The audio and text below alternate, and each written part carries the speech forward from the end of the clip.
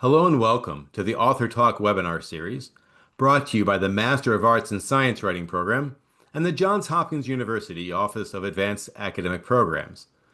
Today's event features Jennie Erin Smith on her book, Valley of Forgetting. My name is Peter Huggins, and I'm the event producer.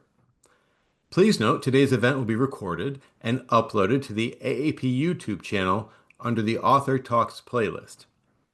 During the program, if you have any questions, please feel free to use the Q&A function there at the bottom of your screen, and we'll answer as many questions as possible during the latter portion of today's event. With that, I will turn the presentation over to Melissa Hendricks, Program Director and Senior Lecturer for the Master of Arts in Science Writing program. Thank you, Peter, and welcome all to this evening's Author Talk.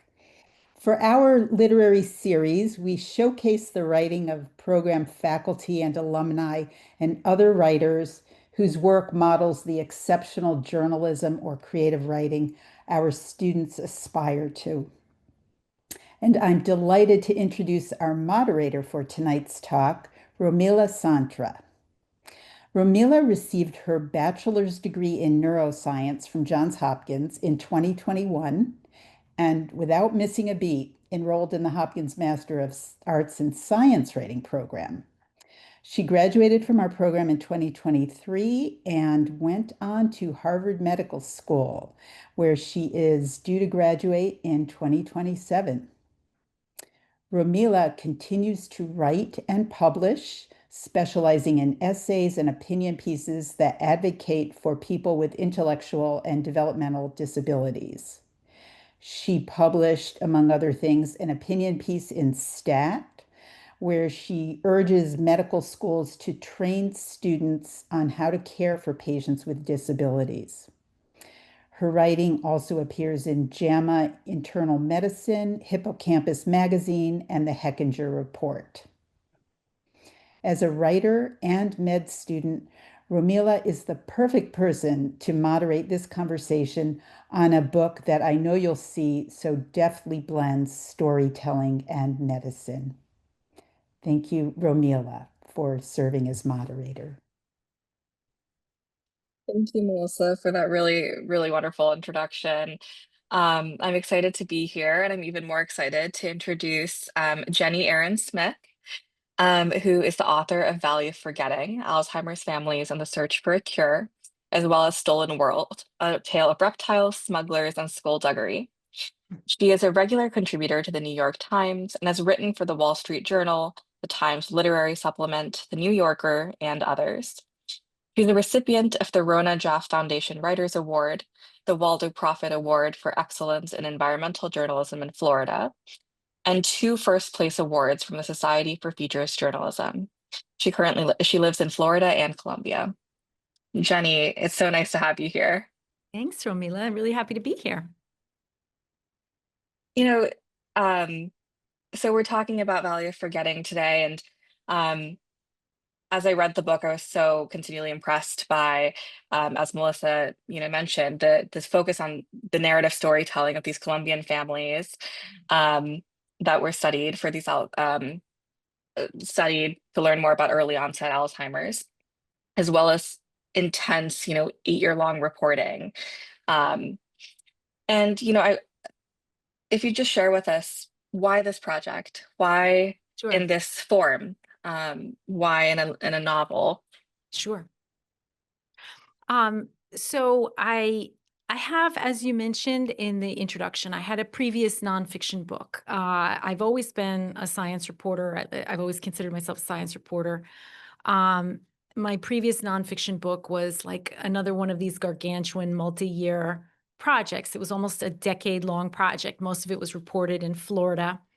And I was sort of between books after that project, but in the interim, I had learned Spanish in Medellin, Colombia. My husband and I had traveled to Medellin for a year and enrolled in like a university-based Spanish class because we thought that that would help us. So I actually had some experience in Colombia, and I had some experience as a medical reporter. And I was looking for another book to do. When I saw in 2016 on 60 Minutes, there was a segment. A lot of people have seen it. And it was a segment about a large and when I say large, enormous extended family of more than 6,000 people, hundreds of whom had been recruited into a clinical trial to see if Alzheimer's could be prevented, right? It was the first, prevention trial designed to test drugs to see if Alzheimer's could be stopped before it starts. This is a genetic population. There are people who have a mutation, or they have a 50% chance of inheriting a mutation that will give them Alzheimer's at or around age 45. So they were recruited into this before. So I was fascinated with the story, and I was fascinated with the history of the family, but also in that, and 60 Minutes did a great job with that piece, but I also had a feeling that there was more to the story than the investigators were proposing. In other words, all of these people were sort of presented as extremely pious country people who were more than happy to be studied generation after generation, because this study of them goes back to the 1980s, that they did not want to know whether they were carriers of the problematic mutation, Alzheimer's causing mutation, and that they were, there was just a sense that they were being spoken for by the investigators. And so when I went back, I mean, this was actually a fairly famous story. When I went back and looked at a lot of different journalism on this family, I realized that the story was almost always told in the same way and almost exclusively, if not necessarily from the perspective of the investigators had a very heavy hand in how this narrative was told. So I thought, well, what if I went and started from scratch and got to know the families and the investigators on my own terms? Could this be a book? So a few months after seeing that program, I flew to Colombia, which I already knew, met with the investigators and got permission to get started. Yeah, that's fantastic. And yes, the way you tell the story is obviously it's more from the family's perspective than I'd say even the researchers. And what struck me throughout the book was that you, as a reporter, are not necessarily um, a stoic voice. You do have opinion that you do represent within the book. For example, when Lopera, the main the lead investigator, when he is against genetic disclosure, against telling these families whether or not, or participants whether or not they have the mutation, you have some strong thoughts about that, as well as some of the family members that you interview. So when you were reporting, how concerned or not concerned were you with keeping yourself this like just third party onlooker versus somebody who is more actively part of the story? Well, I mean, to frame that, I would say that, okay, so as we've established, this was a multi-year project. I ended up spending 7 years in Colombia. And I didn't spend 7 years living off a book advance. I just want you to know that. I was doing medical reporting for Medscape, for the New York Times, for all these different entities the whole time. But it was a multi-year project. And so when I came into the project, all I had to go on was sort of the information that was already out there about this investigator whom you named. It was a very famous Colombian neurologist named Francisco Lopera, and his project. What I would say occurred, and you can see occurring in the book, is that my perspective sort of changed a little bit over time. In other words, this was a project kind of designed around the idea of a really heroic scientist in many ways, who was Dr. Lopera. And the reason he was heroic was because he conducted this science and got to study this family over some extremely difficult years and in extremely difficult circumstances in Colombia. So that was the story that I knew I wanted to tell. When it came to the families themselves, I wasn't quite sure what story it was I wanted to tell, because I really didn't know anything about them. But I did know one thing, which was that Colombia Colombia is a pretty dynamic society, and in some ways, probably this may come as a surprise to some people, kind of a progressive society. So when the story that was constantly out there, or that was sort of always kind of getting fed to the media, was the story of somewhat older people in this study cohort, people who were, at the age in their mid-40s where they might be getting sick. Um, most of those people had rural roots, but this was a cohort of people who were in the countryside in rural Colombia, who over time gradually became a more urban cohort. So with every, their education levels improved, for example, with every generation. So one of the questions I really asked in the course of this reporting was, is this the same story for a 45-year-old as it is for a 25-year-old? When I began the reporting, I was about the age of onset. I was 44 at the time I began the reporting. So that is the age of onset for this mutation in the presenilin gene, which causes early onset Alzheimer's disease. And I thought I'd be terribly moved by the people my own age who were becoming ill. But ultimately, it was not that I was unmoved by those people. It was that I empathized with their kids more. And the reason was I thought the kids had more, I thought I had more in common with them. The way they saw the world, their level of education, the way they questioned the researchers a little bit more than their parents, much less grandparents, ever did, was intriguing to me. And I think there's an idea or an assumption that the more education you have, the more likely you may be to participate in science. And I saw something different occur over the course of my time with this group, which is that the younger generations who had watched their grandparents and parents be studied and watched their parents be enrolled in a clinical trial of a drug that was supposed to prevent their disease, but ended up failing, ended up not preventing their disease. They themselves had become somewhat cynical about the entire scientific, enterprise that they were part of, and I think withdrew a little bit from the lens of the investigators.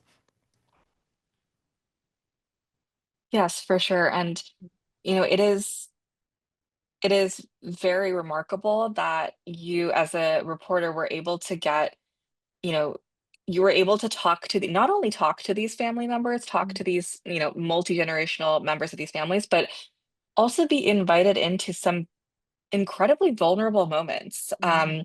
I think one that really, really stood out to me, well, two things. One with Daniela, who's one of the younger Mhm. family members, Yeah. who was, initially particularly cynical and critical of Lopera's, some of his decisions and the way neurosciences operated.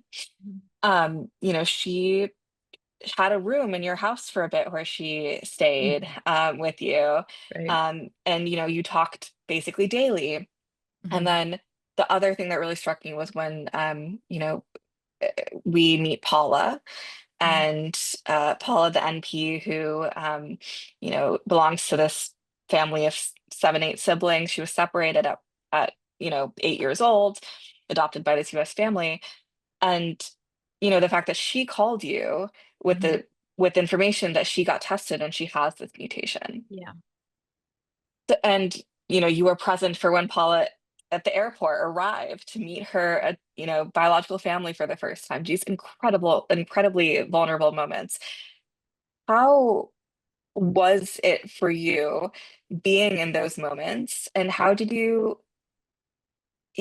think that you engendered such trust from them? Oh, that's nice. Yeah, well, part of this just speaks to the fact that I moved to Colombia to do this story. So I was always sort of available at a moment's notice to participate in the lives of the family. So that allowed me a lot of spontaneous contact with them. If someone was having a birthday, if someone was, so I didn't have to sort of pressure them to do formal interviews all the time. I could glean information opportunistically over time from people. And I think that that's really a strength of this book, that you have this sort of naturalistic view of how people live with a disease. And, if you come in for a moment to a story, which is how most of the journalism on this family, and there's reams of it, was done, was people came and they spent anywhere from 1 week to even up to a month, reporting stories that they were learning from the investigators and from the families. But you're only seeing sort of a cross-sectional story there. You're seeing how people are reacting to your questions about living with the disease, how they approach that question, introspectively, and the answers they'll give you. But it's really a completely different thing to see how people live with the knowledge and the fear of this disease over time, healthy young people who are not yet affected, and also, people at the age where they're starting to get affected. So I was able to see the decisions people made around the disease. There was one family that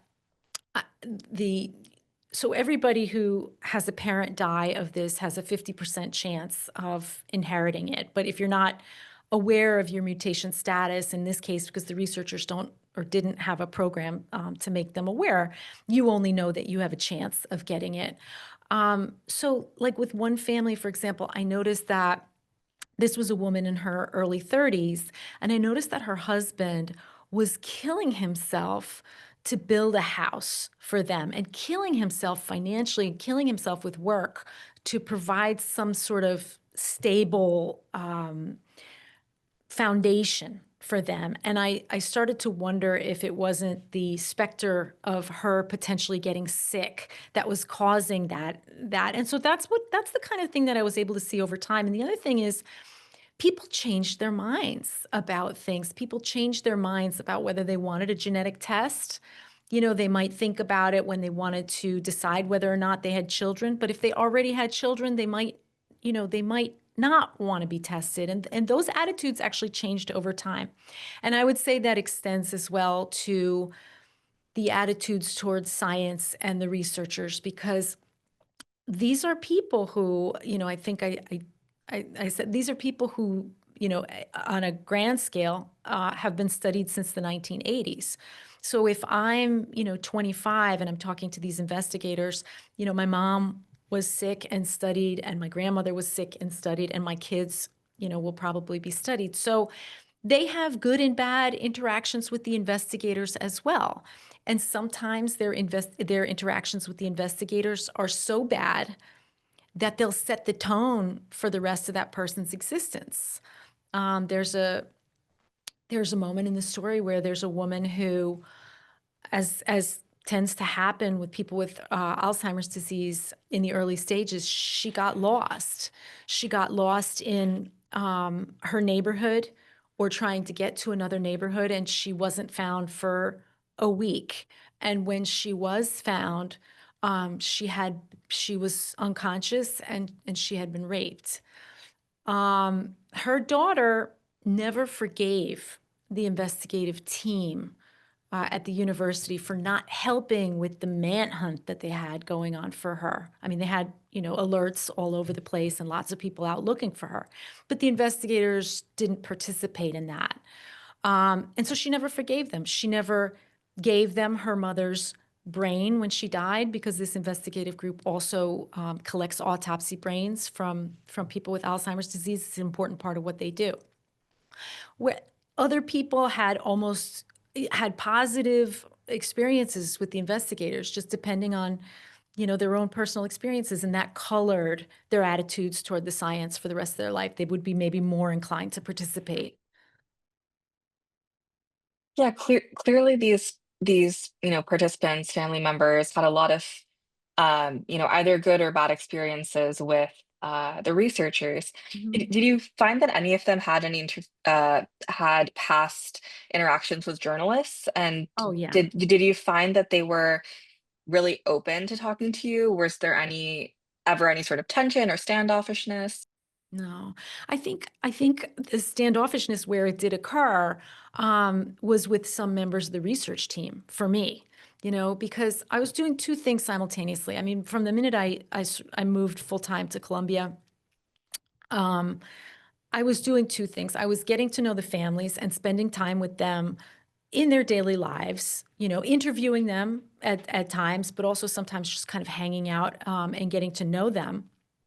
And when I say the families, again, there's 6,000 people in this family.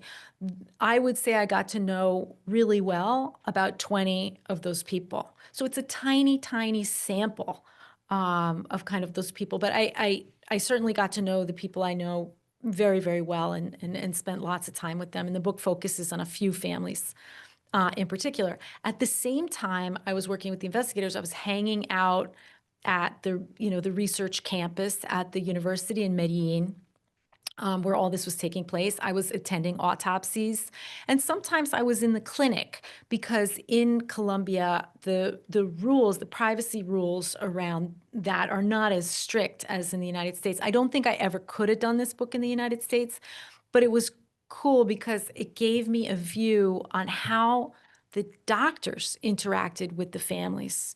And that was very, very eye-opening. You had a lot of sort of interactions that I recall in the book, but it's just not something I would have had a view of in the US. Yeah, that makes a lot of sense. And I was while I was reading this and I was thinking of, it's incredible that you had access to these autopsies. You were in the brain bank WhatsApp group and all Mhm. of that. I really don't know if that would have ever flown in the US. Um, No, and no. and the other thing I was thinking about kind of in line with health privacy is the issue of consent. Yeah. I think the question of consent in reporting Mhm. comes up often, especially with vulnerable populations. Yep. So how did you approach kind of like ethically interviewing and representing people who were already in the throes of Alzheimer's, for example?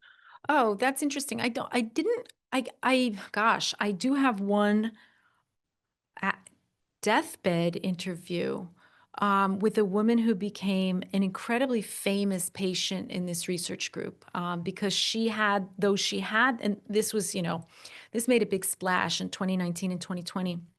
Though this woman had the mutation, she got sick very, very late, much later than the rest of the people in the cohort.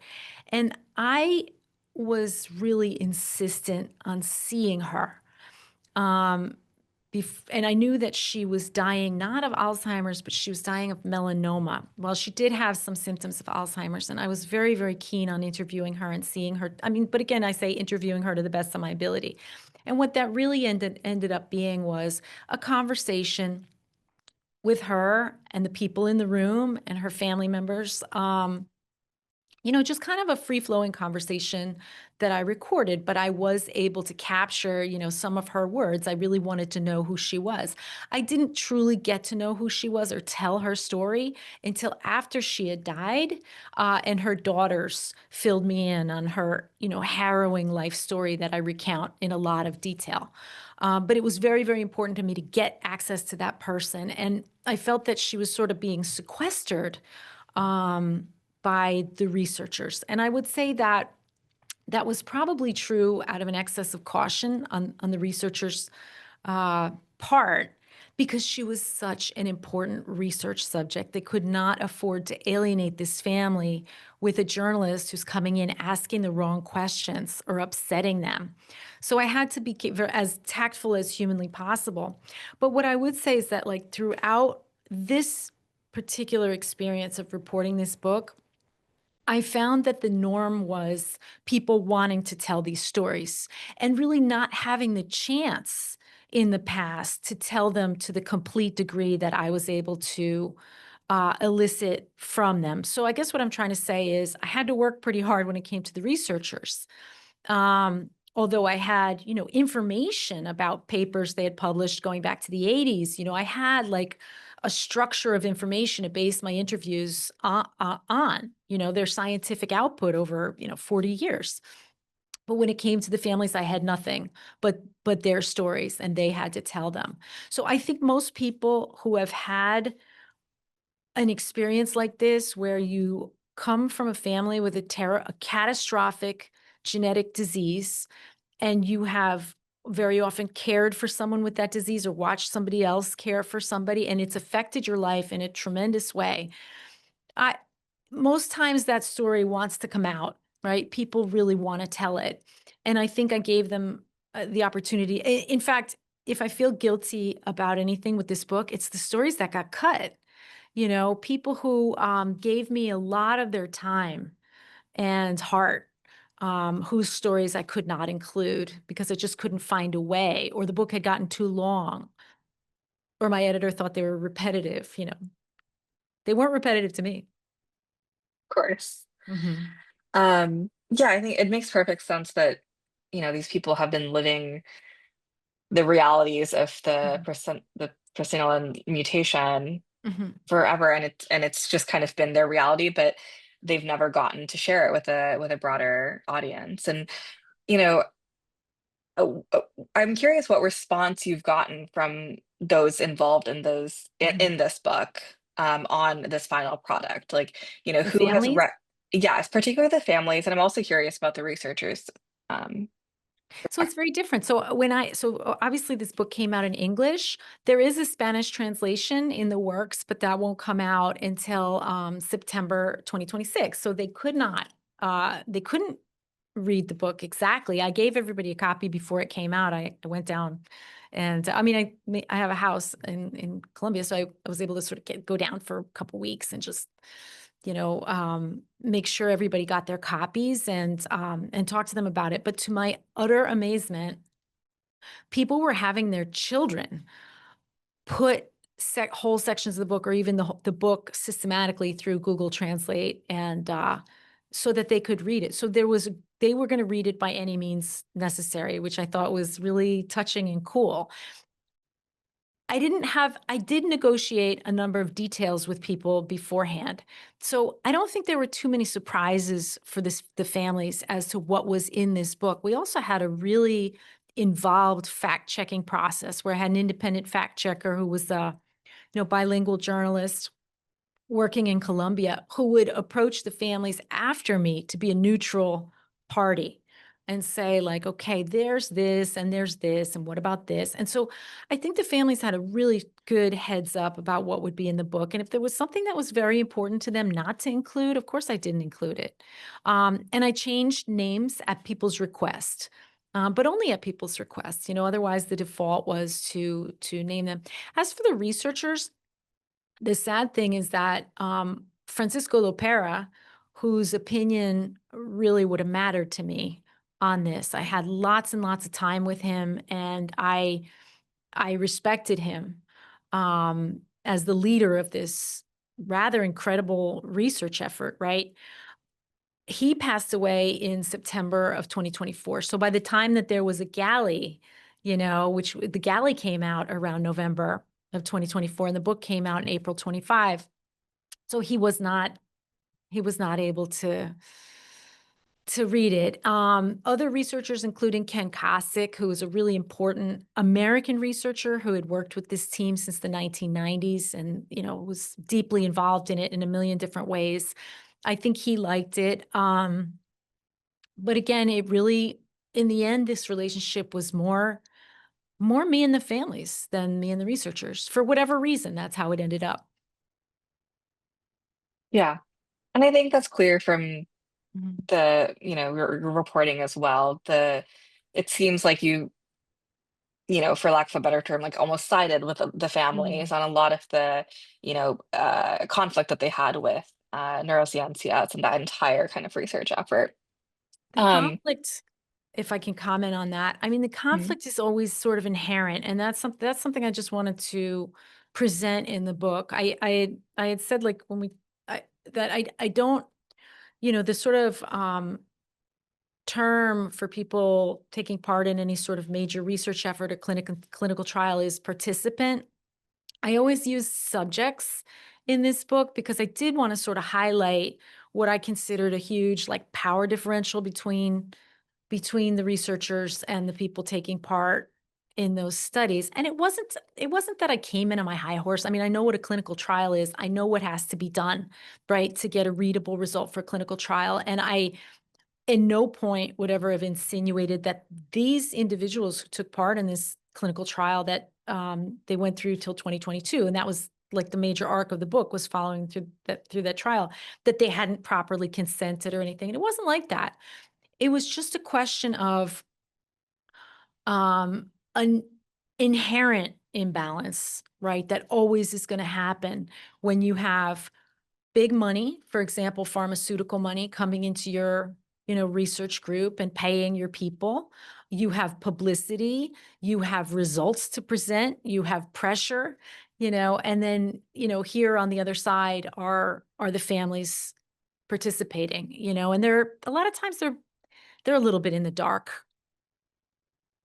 And so Yeah, the power differential was just there. Education, money, it was just automatic. There was not a lot you could do about that. Yeah, I found power imbalance to be a theme that really permeated the whole book. It's, Mhm. like you said, it's pharmaceutical companies and researchers. Who owns the data? Who gets the Mhm. parts of the brain from the autopsies? Right. Who controls the knowledge of who has the mutation and who doesn't? And then of course it's the families versus not versus the family and the researchers and that imbalance. So thank you for speaking to that. Mhm. Um, and the other thing I was wondering while reading is who was your original intended audience? Who were you really writing this for? I think I was originally writing it for, I mean, Alzheimer's disease is, obviously affects a huge segment of the population. There's really very few families that aren't touched by some form of dementia at some point. Hopefully when a person is quite old, but very often not. So I was aiming at a really broad readership because this research study, this long going research study in Colombia was known to people, um, and so I was really aiming at any family that had ever experienced this and wanting them to understand what it's like to experience this in like a completely different cultural context, right? So there's Alzheimer's in the United States where you have memory care centers and I'm not saying that everybody has access to that. They do not. But we have certain things that we take for granted that we can do.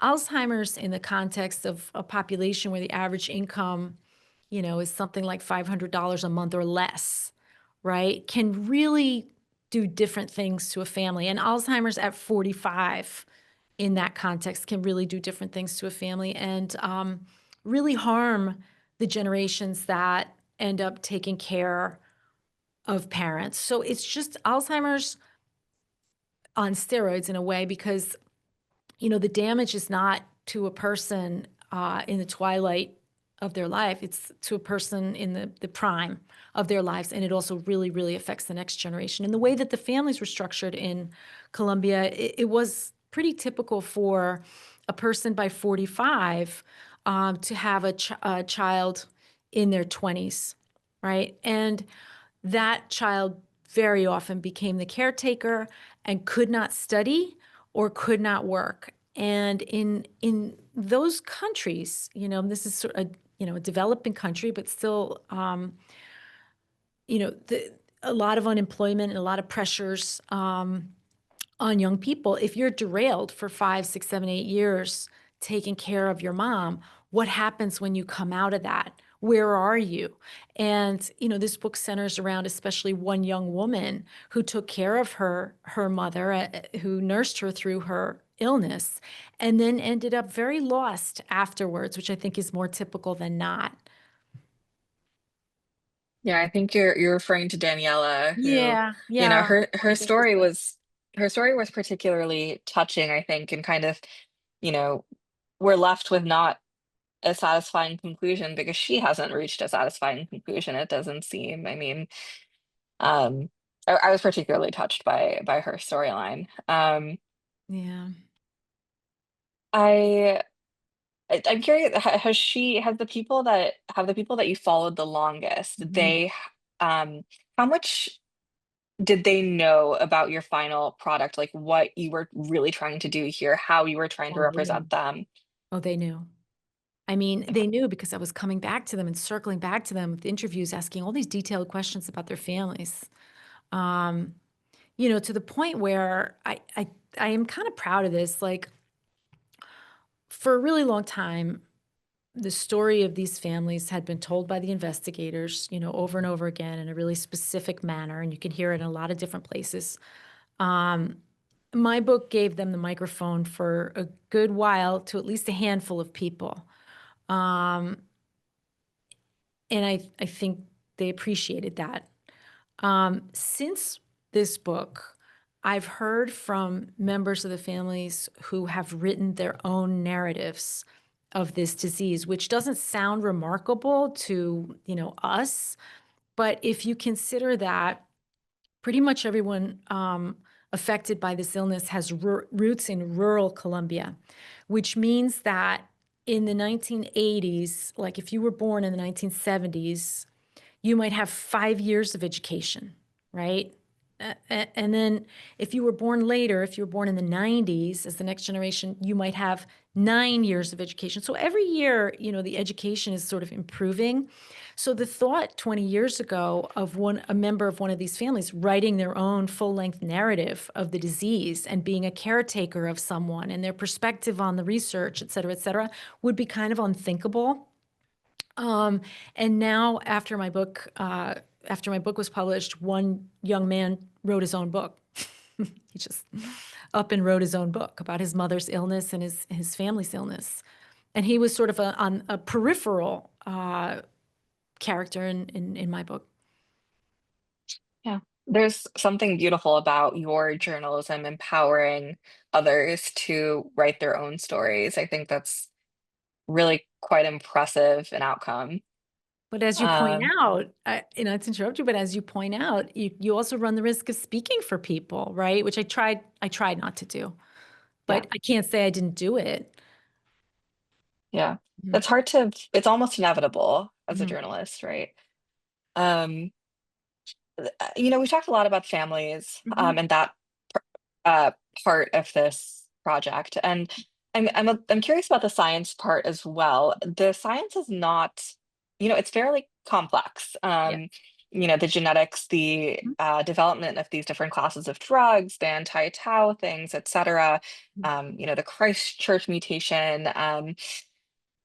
How, I'm wondering how much of a science background or formal science training you had, and if how much did you have to, really work on educating and like learning about the basic science yourself, and through what avenues did you do that? So I was from 2010 on. I had always covered like environmental science, evolution. I was a newspaper reporter in Florida for years. I have kind of just a long time interest in the history of science.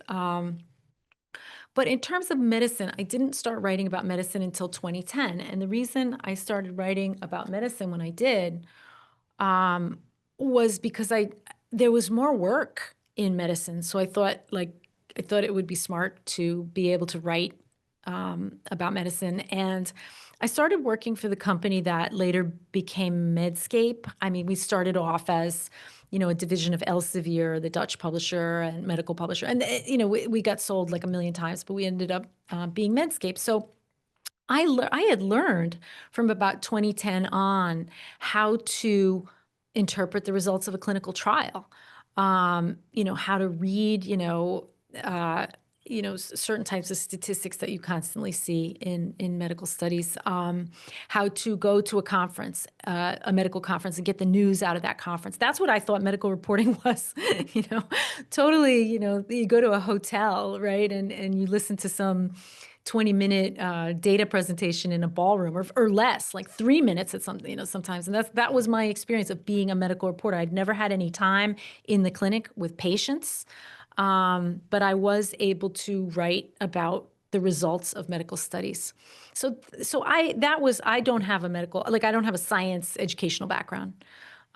But I think a lot of reporters of my generation don't. I think that's a more recent development that it's expected that you have some sort of actual expertise in your area. But I do think that you can teach yourself how to write somewhat competently about a lot of science. And of course, you have to rely heavily on scientists, right, to guide you through that. So your skills as a reporter do translate to medical reporting. Your skills as a general reporter. Yeah, and that's the other thing I was going to mention was, you know, I wonder if like Lopera, Cossack, all of the other scientists he talked to, the people at the Banner Institute, um, I imagine they contributed to your understanding of the science in the field as Oh, of well. course. Yeah, of Yeah. course. I was constantly calling them. I mean, Dr. Cossack, who's the American investigator who's very important in this story, he spent time from the 1990s, to the present, working with this group and was a close personal friend of Dr. Lopera's. And he helped the seminal studies in the 1990s that established which gene it was that was causing this disease in the first place, tons and tons of work. But he and I gossiped quite a lot, and he likes to talk and likes to puzzle through problems. So he was a really wonderful informant, to the point where I would say like I could probably be rightly criticized for making it more his story than maybe it is. I don't know. To me, he had a something of a claim to it. But he was an excellent informant and helped me parse some of the research. But a lot of this research that I reflect in this, and I'm really proud of the scientific foundation of this book, because to be in Medellin, Colombia, and to be pulling papers, right, that were from the 1980s is not that easy a task. A lot of this archiving of scientific papers that we take completely for granted now didn't exist. So in order to get papers, I would have to go to the authors, and sometimes the authors were no longer doing science. One was working as a coffee farmer, and people do other things, right? Not everybody stays in science their whole life. So I would find them, and then I would find their papers, because amazingly, everyone keeps their papers. Everyone keeps their papers in some form or another. So I would get the papers, and then the papers became sort of the structure of this. And the truth of the matter is, no one minds talking about their scientific work. No one. No matter how distant it is, no one minds talking about it. So by putting together, and that also gave me, and this is important to think about, like as a science reporter, don't ever come to anybody without having read their stuff. Just don't bother. I mean, the reason I was able to get what I did was because by the time I interviewed somebody, I had a really good understanding of the scientific questions that I wanted to ask. And some of those were, like archival questions. Like in this 1996 paper, you attempted to find out, how many of these patients ended up in the public mental hospital and what they were diagnosed with. Why did you design the study that way? Like that was what I brought to them. I would honestly say that the reason Dr. Lopera put up with me for all this time was because of the nature of my questions. They were specific. They engaged him on the things that he most liked talking about. Neurologists like talking about neurology, even in the most social situations. When you'd want to talk about something else. He and his friends, would be talking about weird cases. So I think that's how I got in the good graces of Dr. Lopera, that he knew my questions were going to come with a scientific foundation at any point in this story, whether it was something they published the week before or something they published in like 1980. Yeah, that is really solid advice for science reporting. And I can say that I've noticed the same with neurologists that I've interacted with in the hospital. I would So think everyone. Yeah, I would think yeah. everyone. Well, we have a few Mhm. questions that people Yep. have sent in. So I can read the first one from Katie Kerrigan. Mhm. She says, given what seems to be a rising feeling of apathy towards science right now, Mhm. did you feel a responsibility to carefully write about the cynicism of science that the younger generations of the Colombian families were feeling? Oh.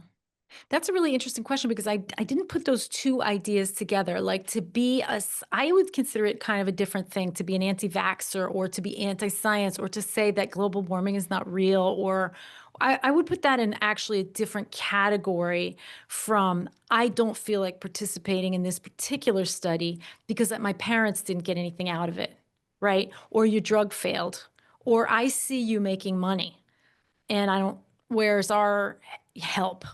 Because these families tended to need a lot of help that, wasn't necessarily, there weren't that many provisions for getting that help to them. So the cynicism came from a different direction. I would say that it wasn't a cynicism based on a general anti-science position, but rather a specific relationship that had developed over time with scientists that were interested in them.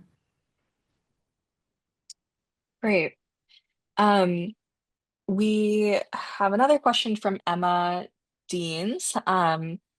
She says, thank you. It's wonderful to hear from you. And what is your view on blending the research and human elements in science writing? And Mm. how did you accomplish that balance between the medical experts and families in your book? That was the fun part. I mean, again, I'm not suggesting that everybody go out and do a 7-year project. Although if you have a project that you think is worth it, I would suggest going out and doing a 7-year project. But what it does give you is that the things are happening simultaneously. So part of this book, the first third of this book, which is the driest third of the book, recounts like the historical context of this study. But then as you get into the second third of the book and to all the way to the end, you're having the situations of the families and the scientific situation unfold contemporaneously, right? And simultaneously in real time. So 1 minute I'm learning that the other trials of this study drug that was being tried in this Colombian population failed, right? That they failed in the United States and Europe, which was a terrible omen for the Colombian population, which was left to continue with its trial for a few years longer. So that was kind of an awful thing. So that news comes in the form of a text.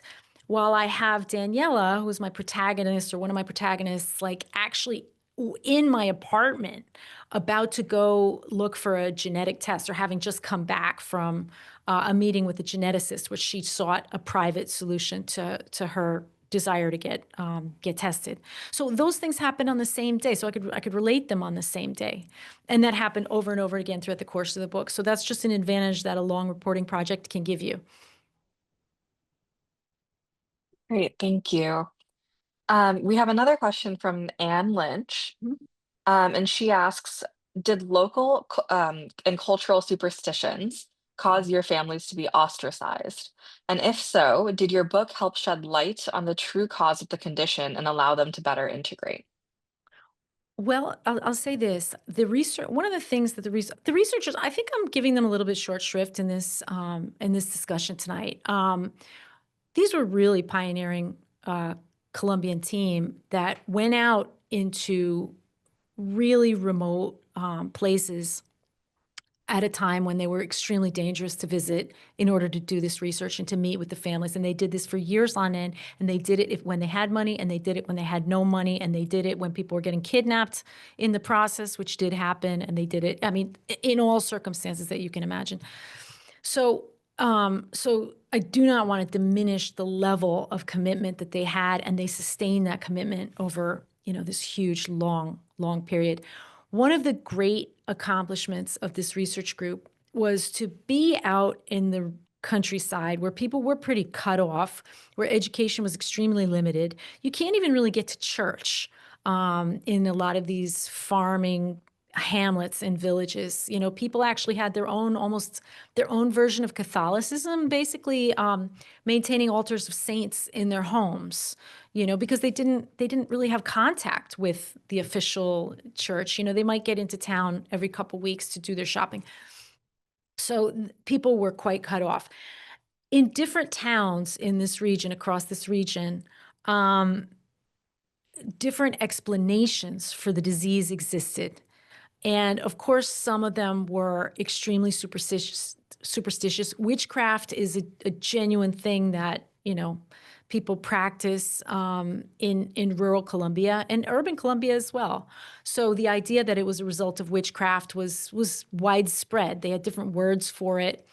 But among all those people, there were also people who noticed the pattern, right? That it seemed to be affecting fathers, children, in a certain mathematical, predictable manner. People noticed that, especially with the size of the families, because these families could have like 20 kids in rural Colombia, at this time. So, so there were, I would say, just to answer that question, it was all over the map in terms of what people believed about the illness and how people believed that that the illness was transmitted.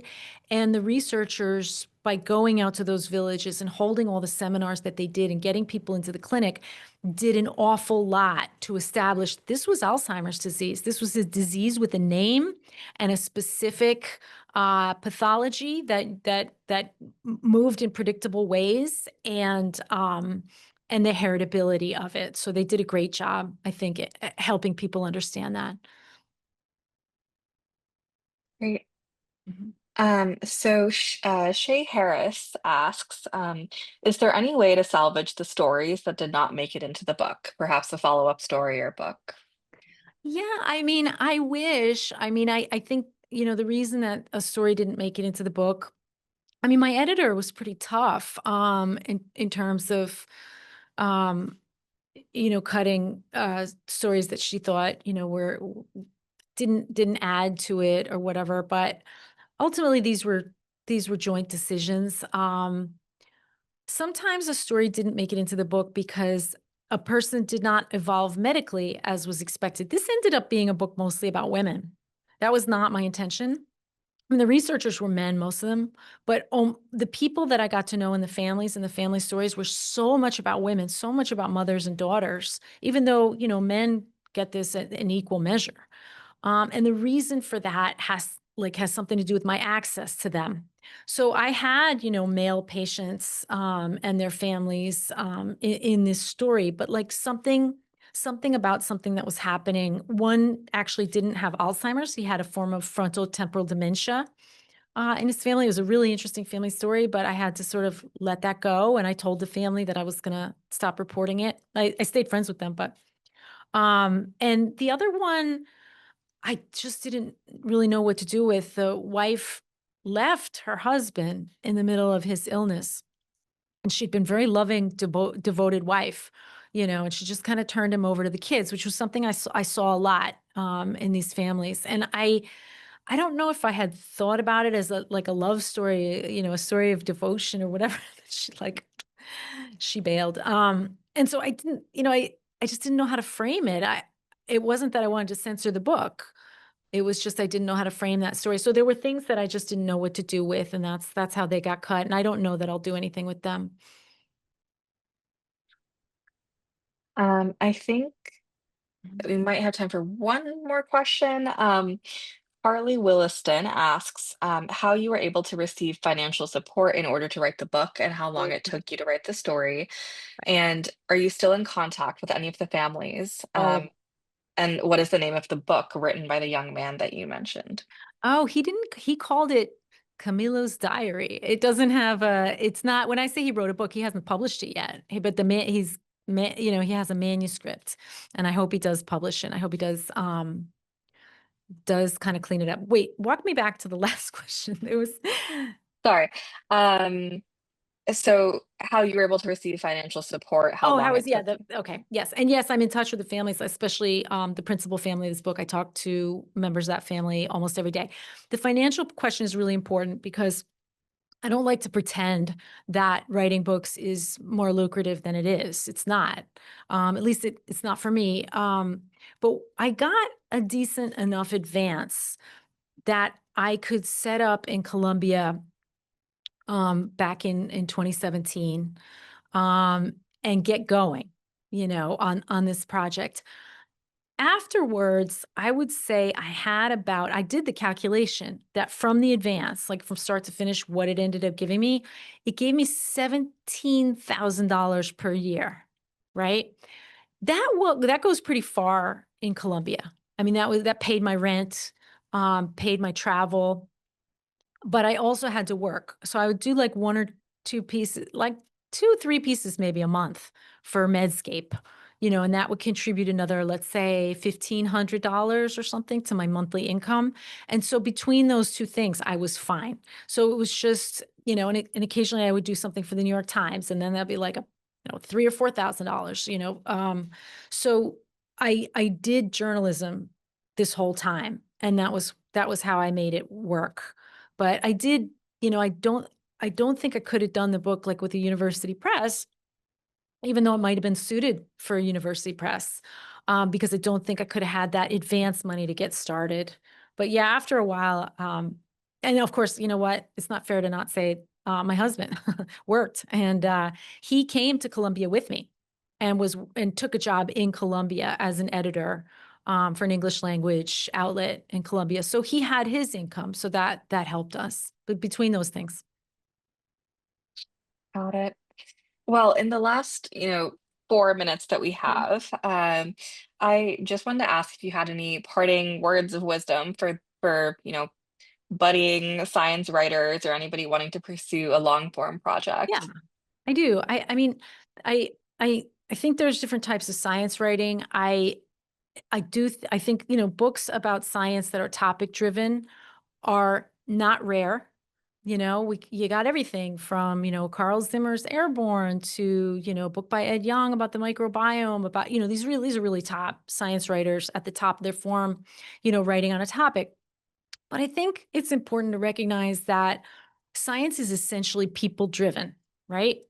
So it helps to, when you're working with a scientist for a period of time, to really try and understand what makes that person tick, and what the motivations are behind their science, and who they really are. And I find that, like, this sort of New Yorker style capsule descriptions of science, like scientists, like, oh, he was a bald man with horn rimmed glasses, or a spiky haired, whatever, swaggering, but I don't know. It's not enough, and I think that really understanding some of there are authors who do this. Like, I would say any of David Quammen's books gets really deeply into some of the personal motives of science. But our job as science writers is not just to communicate science. It's not just to translate science into a user-friendly form. It's to really understand what's behind the science and who's behind the science. And I think that's just something to keep in mind. Great. Well, I think that brings us to an end for tonight. Thank Jenny, you. thank you so much Thank you, Romila. for such insightful responses. Really a pleasure having you here. That was a wonderful opportunity, and my email's out there. I'm now a reporter at Science Magazine, so I'm easy enough to find. And if anybody has any questions or anything for me, feel free to find me and email me. I love answering questions for young science reporters or budding science reporters of any age. Yeah. Thank you for the generosity. Sure. All right. I guess we'll call it there. Good night. Yeah. Thanks.